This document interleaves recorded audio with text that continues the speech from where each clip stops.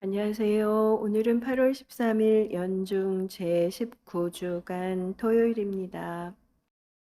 오늘 제일 독서인 에제키엘 예언서에서 주님께서는 에제키엘 예언자에게 이스라엘 집안이 주님의 법규들을 준수하여 진실하게 지키면 살 것이라며 회개하라고 하십니다. 또 마테오복음에서 예수님께서는 어린이들이 당신께 오는 것을 막지 말라시며 그들에게 손을 얹어 주십니다. 오늘 제일 독서는 에제키엘 예언서의 말씀입니다. 주님의 말씀이 나에게 내렸다. 너희는 어찌하여 이스라엘 땅에서 아버지가 신 포도를 먹었는데 자식들의 이가 시다는 속담을 말해대느냐?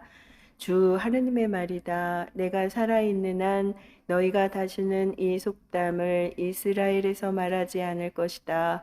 보아라, 모든 목숨은 나의 것이다. 아버지의 목숨도 자식의 목숨도 나의 것이다. 죄 지은 자만 죽는다.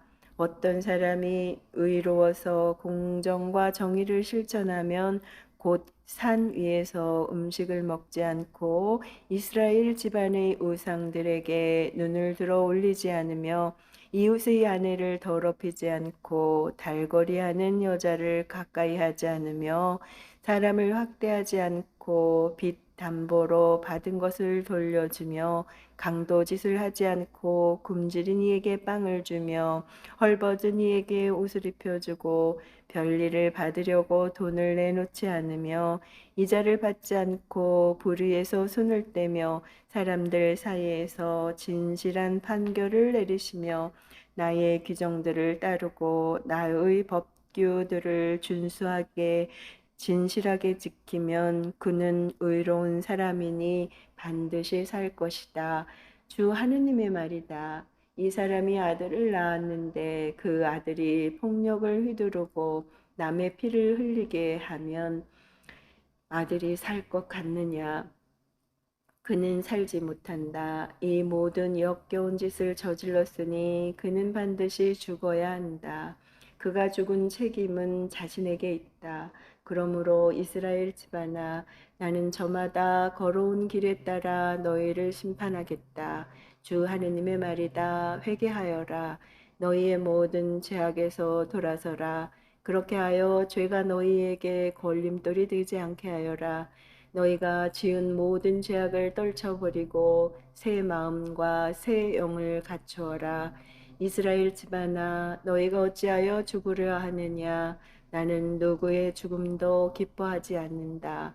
주 하느님의 말이다. 그러니 너희는 회개하고 살아라. 주님의 말씀입니다. 하느님 감사합니다. 이어서 마테오 복음입니다.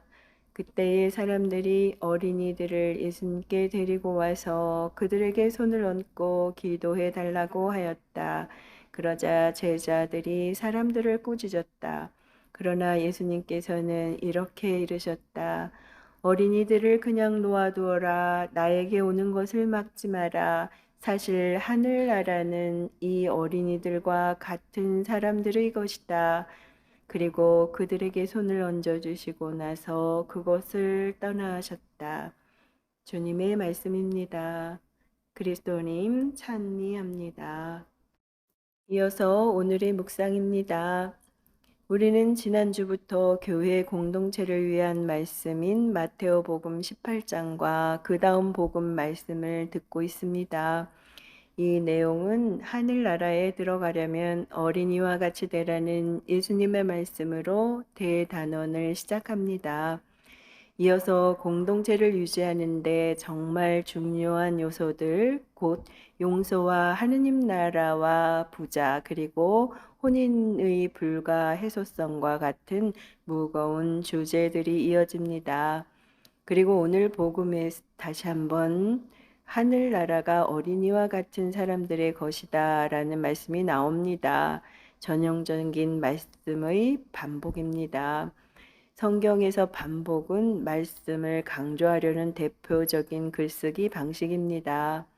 이렇게 한 단원의 시작과 끝 또는 단원의 연결점에 같은 단어, 같은 내용의 문장을 배치하여 반복하는 복음 사가의 의도는 분명합니다. 이 단원에 담겨 있는 용서의 문제, 부와 가난의 문제, 혼인과 이혼의 문제들을 관통하는 해석의 열쇠가 어린이와 같은 마음과 자세로 복음을 받아들이는 것에 있다는 것을 알려주려는 것입니다. 오늘 복음을 보면 제자들의 마음을 짐작할 수 있는 문장이 나옵니다. 사람들이 어린이들을 예수님께 데려와 축복해 주십사 하고 청하는데 제자들이 사람들을 꾸짖었다라는 것입니다. 왜 그랬을까요? 우리가 복음에 비추어 선택해야 하는 다른 문제들도 마찬가지입니다. 도대체 얼마나 더 용서해야 합니까? 도대체 얼마나 더 가난해야 합니까? 도대체 얼마나 더 가정을 위하여 상대방을 이해하고 참아야 합니까? 이런 어려운 문제들을 바라보는 우리의 마음이 어떠한지 생각해 보아야 합니다. 우리 믿음의 성숙도는 우리가 얼마나 더 어린이와 같은 사람인가로 가늠해 볼 수 있습니다.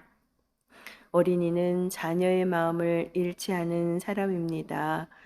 하느님께서 당신 모습으로 창조하신 사람은 자녀의 마음을 버리고 하느님처럼 되고 싶은 욕망으로 죄를 지었습니다. 우리는 정말 모든 것을 하느님께 맡기고 사는 그분의 자녀입니까?